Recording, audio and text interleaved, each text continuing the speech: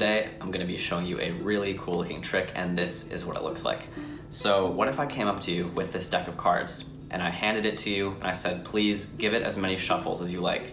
Do you think I'd be able to predict the exact order of the cards that you end up with?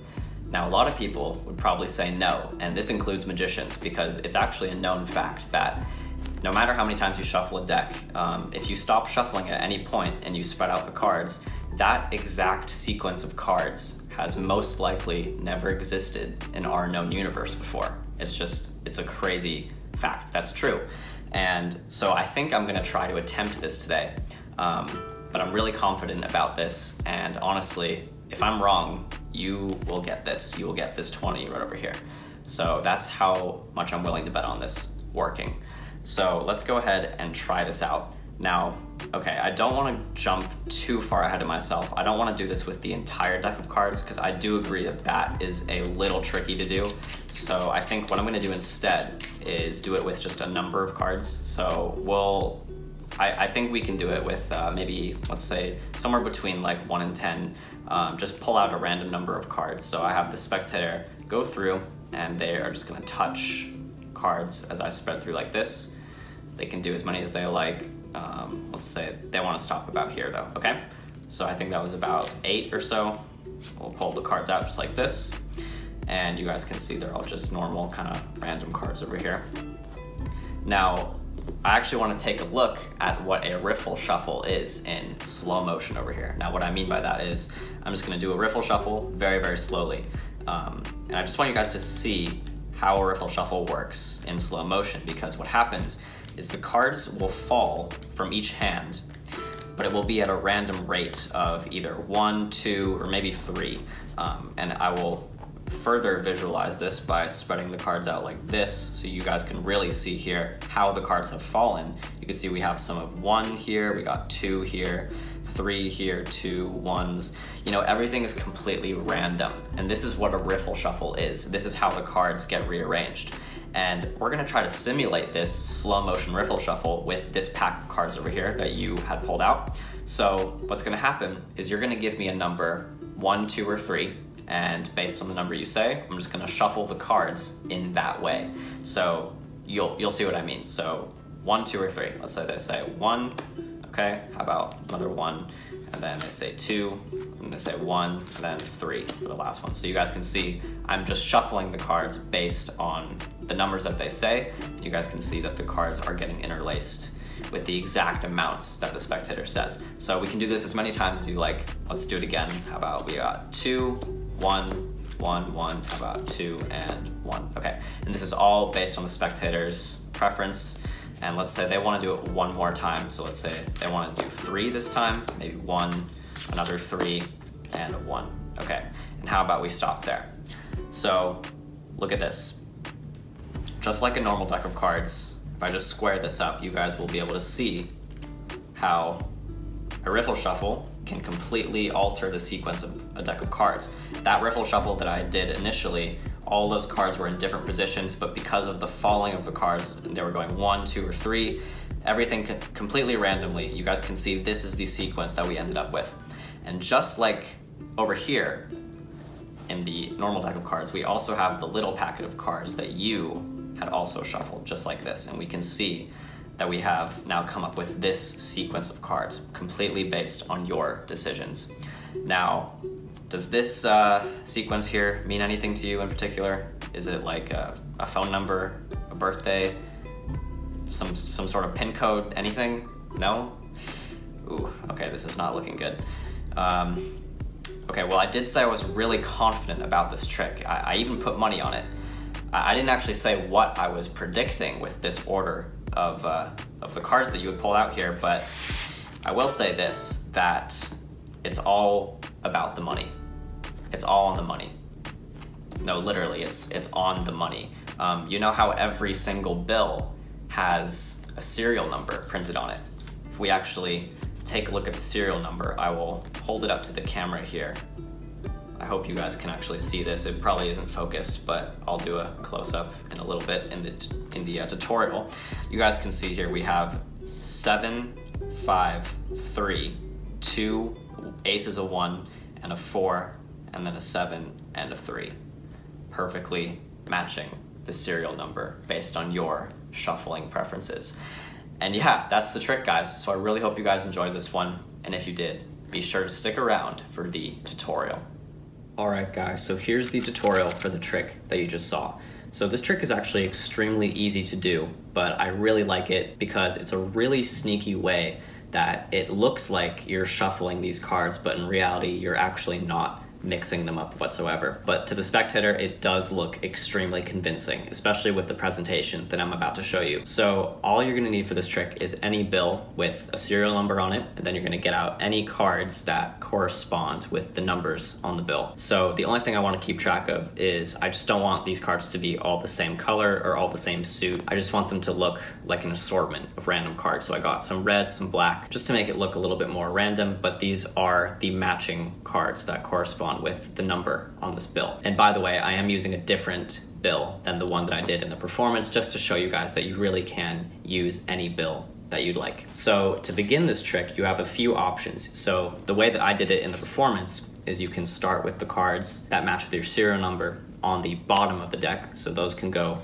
on the bottom, and then the bill can go in your pocket. That is one way to start the trick, and you can do some false shuffles with the cards on the bottom. The other option is you can have these cards prepared in your lap. They can just go in your lap, or they can go in your pocket, or you can hold them in your palm like this before the effect even begins. And then you can actually have the deck on the table and have the spectator give the cards some riffle shuffles and have them completely mix up the order of the cards.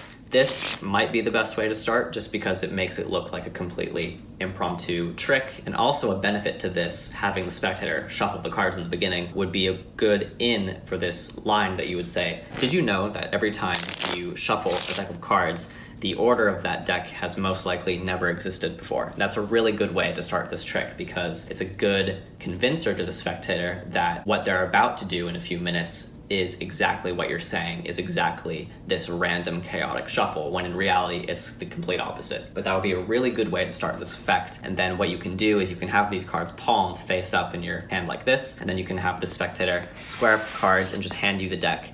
When you take the deck back, you can just palm the cards directly on top of the deck, on top of the face-up deck, and then just turn the deck over like that. So that would be a really easy way to load the cards. You can also do it face down as well. You can take the cards face down in your left hand in a gambler's caught position, and then you can have the spectator hand the cards over to you and load the cards directly on the bottom like this. That would also be another option. But once you have the cards on the bottom, you're going to tell the spectator about this random chaotic shuffling and how you're going to try to predict the order of a deck of cards, and that you're so confident that you're even going to bet money on it. Then at this point, you're going to pull the dollar bill out from your pocket, and I like to do it facing the other direction like this, just so that you can conceal the serial number, just so that they can't see it. It will add a little bit more mystery in the end of the trick. So I just keep that there off to the side. I tell the spectator that we're not going to do this with the entire deck, because that would be a little hard for me to do. So I'm going to try to do this with only a few cards. And as I say this, I'm just going to spread out the cards, and I'm just kind of talking, and what I'm doing is I'm going to be counting 8 cards from the bottom. So I can do this in groups of 4.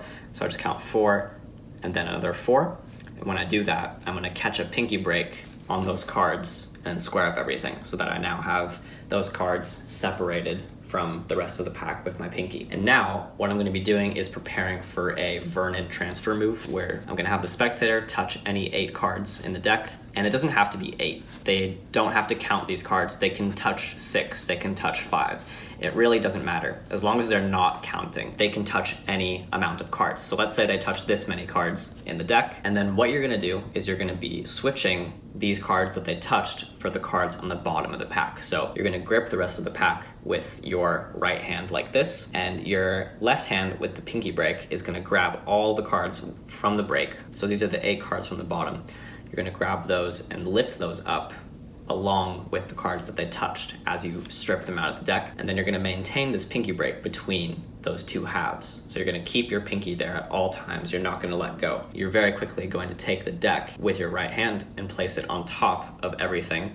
And then you're going to take everything from the break and place it on the table. What that will do is it will remove the cards that they touched on the bottom of the deck, and it will leave you with the 8 cards from your stack. So at full speed, I'll do it very quickly, but it looks something like this. So they touch a certain amount of cards. It doesn't really matter how many they touch, but just make it around 8 cards, just because you want it to look the same. At full speed, it will look like this. You will grab the cards out just like this and set the deck down. And there you go. You have now successfully switched out all the cards. That is really the only difficult sleight of hand thing in this entire trick, because from now on, the rest of the trick is this false shuffle thing. But before you do that, you have to do this very convincing move. It's a riffle shuffle. So all you're gonna do is show the spectator what a slow motion riffle shuffle is. You're gonna riffle shuffle the cards on the table as slow as you possibly can. Just let the cards fall in pairs of 2 or just 1s or even 3s. Just make it, natural.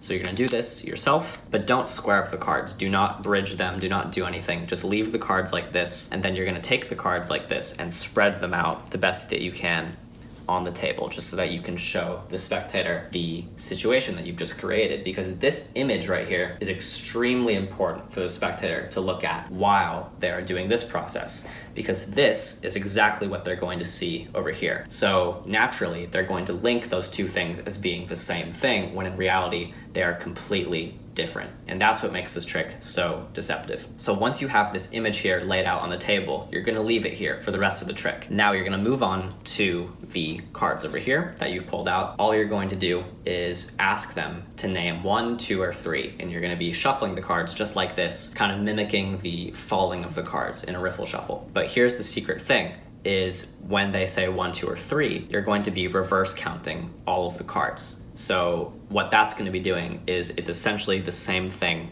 as just dealing the cards down on the table, which does not shuffle the cards whatsoever. All it does is reverse the order. So that's really the secret of this trick. So you ask the spectator 1, 2, or 3. If they say 1, you just place 1 card on the table. If they say 2, you're going to reverse count 2 cards, place them on the table. And if they say 3, you're going to reverse count 3 cards and place those on the table. So that's all it is. So if they say 2, you do that. And if they say 1, you do that. If they say 2, you do that. And every time they say a new number, I'm gonna in-jog and out-jog the cards, kind of like this. So there's cards in-jogged, out-jogged like this. That's because I wanna imitate this image over here with this packet. Because the more that I imitate it, the more likely the spectator will link those two things as being the same thing. So you can do this as many times as they want. You can go 1, 2, 3, 1, 1, whatever. Just keep track of how many times you do it, because you do want to make sure that if they do it an odd number of times, you will know that the top card will be on the bottom. But if they do it an even number of times, then the top card will be on the top over here. So let's say they do it one more final time, like this. Once they do it the final time, you ask them, is this okay? And if they say that's okay, do not square up the cards. Leave them as they are, just like this, because you're going to do this extra little convincer in the end, just to make it all come together. You're going to say, just like this deck of cards over here that I riffle shuffled, you're now going to square up the cards. You're going to square up these cards the best that you can, just like this. And then spread the cards out and show the spectator that this is now a completely random and new order sequence of the cards. And just like this deck over here, you have also done the same thing with this packet of cards, and you're now going to spread these cards on the table and show the spectator what they've come up with. And I like to ask them, does this number mean anything significant to you? Is it like a birthday or a phone number? Because they're gonna look at this and they're gonna try to decipher if this means anything, and they're not gonna be able to get anything from this because it really is just a random number. But then you say, well, I did bet money on this and it's all on the money. No, really, it's all on the money. I want you to take a look at the money. And you open the money and you explain that every bill has a serial number, and then you let them look at the serial number, and lo and behold, it is perfectly matching with the sequence of cards that they randomly generated. And yeah, that really is the entire trick right there. So as you can see, it's an extremely simple method for how it works, but the imagery and the presentation of this trick makes it so deceptive, and it really makes them think, how was that possible? That's the trick, guys. I really enjoyed teaching this one, and I really hope you guys go out and try this one and let me know how it goes. So yeah, see you guys next time. Bye.